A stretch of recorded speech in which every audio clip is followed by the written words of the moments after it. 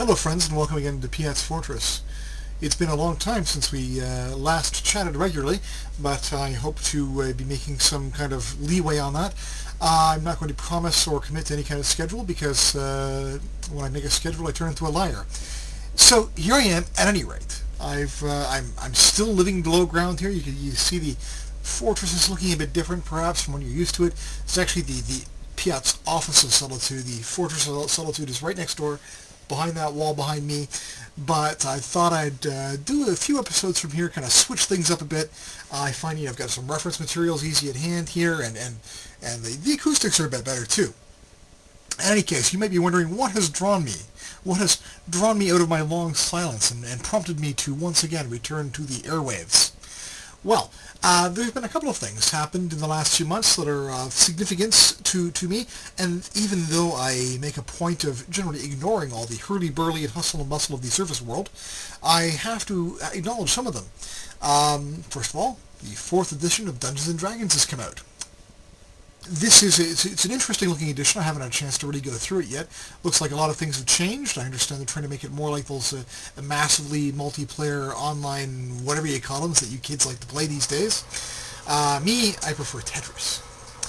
At any rate, the release of Dungeons & Dragons comes actually hard on the heels of some sad news for the gaming community, that being the death of Gary Gygax, who was the primary writer, mover, and shaker behind Dungeons & Dragons in its early days. Primary writer of the first editions back in the early 1970s.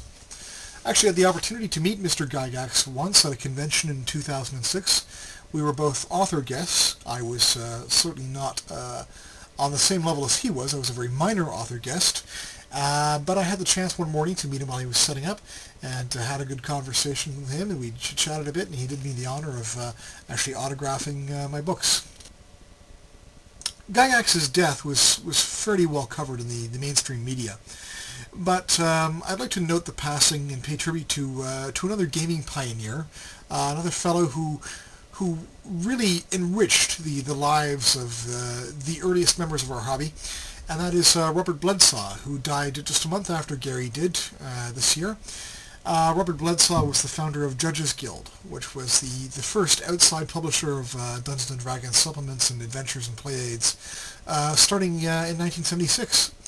Between 1976 and 1982, they published 250 of these role-playing game supplements, and for many gamers, they represented a kind of a constant stream or lifeblood that kept their campaigns running. They were notable for a number of reasons, primarily because they were printed so cheaply. They were actually done on newsprint with soft pulpy covers, usually black and white interiors, and they were just produced. So many of them came out. The publisher was so fecund, as it were. That you could not help but in those early days to come across Judges Guild supplements. As the 1980s progressed, the style of the Judges Guild's products somewhat fell out of favor. They were, as I mentioned, rather pulpy with low production values, often filled with really, really bad puns. For example, one title of one of the modules is The Glory Hole. I'm not sure what the treasure is in that one, but I'm not sure I actually want to find out. In any case, by 1983, Judges Guild has essentially ceased publishing, though it still lingered on in some form, and actually still exists today, doing reprints and so forth.